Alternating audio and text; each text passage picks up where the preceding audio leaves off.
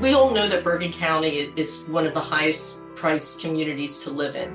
So rent is high, gas is high, food prices are high, everything basically.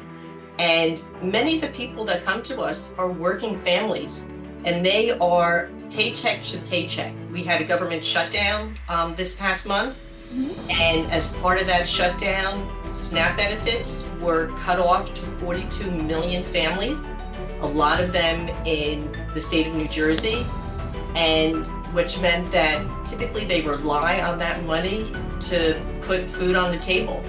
And it did not show up on the first of the month like it always does.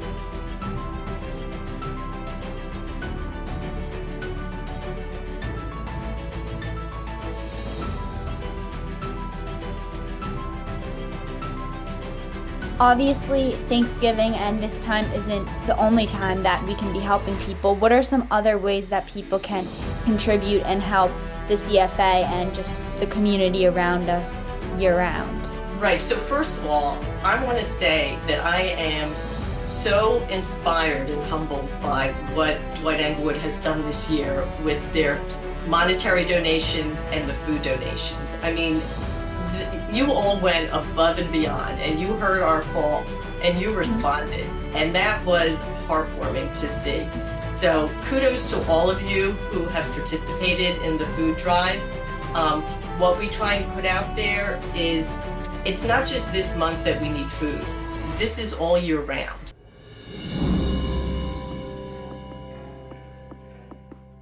Hi, I'm Lila. I'm one of the leaders of Hope, and I'm with Suwad Gasham, Senior Director of Children and Family Services here at Bergen Family Center. And right now we're in Bergen Family Center in downtown Englewood, and we're currently distributing and organizing all the wonderful clothes that everybody has donated. And how does this drive specifically, how do you think it's important, and how do you think it impacts the community you work with? Huge impact.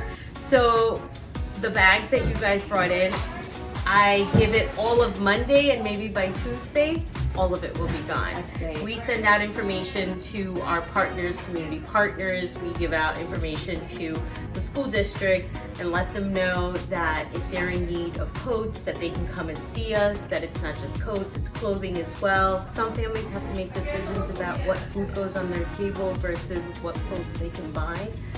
Food will always come first. So necessities like this, coats, will be secondary.